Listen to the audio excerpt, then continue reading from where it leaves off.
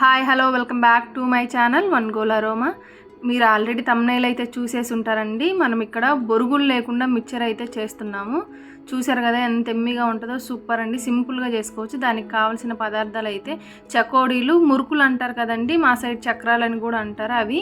So కొత్తిమీర, కొంచెం టమాటాలు, ఉల్లిపాయ, కరివేపాకు, అల్లము, కొంచెం నెయ్యి, కారం, ఉప్పు అండి. ఇవైతే సరిపోతాయి మనకు. అన్నీ సన్నగా కట్ చేసి ఒక పాత్ర తీసుకొని, ఒక గిన్నె తీసుకొని అందులో మురుకులు, చకోడీలు వేసి మిగతా కట్ చేసుకున్న ఇంగ్రీడియంట్స్ అన్నీ వేసి చక్కగా మిక్స్ చేయాలండి. ఒకదాని తర్వాత ఒకటి వేయండి. నేను పచ్చిమిర్చి లాస్ట్లో వేస్తానండి, ఎందుకంటే ముందుగానే వేస్తే చేయి మండుతుందని అవన్నీ బాగా మిక్స్ అయ్యాక వేస్తాను. సో ఇక్కడ మంచిగా కలపండి, చక్కగా మిక్స్ అవ్వాలండి అవన్నీ. ఉల్లిపాయలు, టమాటాలు అన్నీ వాటితో పాటు బాగా కలిపితే మిక్చర్ మనకి సూపర్ టేస్ట్ వస్తుంది. బయట కొన్న బండి మీద కొన్న టేస్ట్ వస్తుందండి. ఇక్కడ నేనైతే నిమ్మకాయ వాడాను. ఒక చెక్క నిమ్మకాయ వేసి చక్కగా కలపండి. కొంచెం కారం కూడా అండి. నెయ్యి ఒక స్పూను, 1 లేదా 2 స్పూన్లు నెయ్యి మంచిదే అండి, గుడ్ ఫ్యాట్ కదా, ఏం పర్లేదు. నెయ్యి వేసి చక్కగా కలపండి.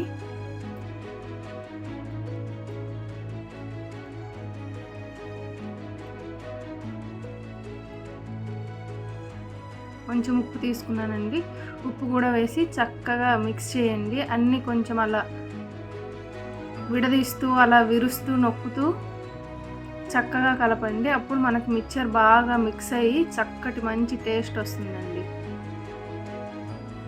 కొంచెం కష్టం అవుతుంది నాకు విరగొట్టడానికి, పర్లేదు, అయినా ట్రై చేస్తానండి. చక్కగా విరిచేసుకొని అన్నీ మొత్తం చక్కగా కలిసే వరకు మిక్స్ చేయండి.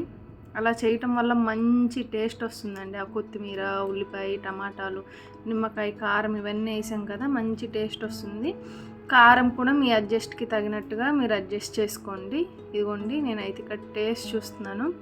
నాకైతే పర్ఫెక్ట్గా అండి, సూపర్గా కుదిరింది. ఉప్పు, కారం, పులుపు అన్నీ సమపాలల్లో ఉన్నాయి. సూపర్ అండి. ఇక్కడ నేను పల్లీలు చూసారా, పచ్చిమిర్చి లాస్ట్లో వేస్తానని చెప్పాను కదా, ఇక్కడ వేసి చక్కగా ఒకసారి మిక్స్ చేయండి బాగా. ఆ పచ్చిమిర్చి కారం అదంతా ఆ మిక్చర్కి పట్టేంత వరకు చక్కగా కలపండి. నిజమండి, సూపర్ ఉంటుందండి.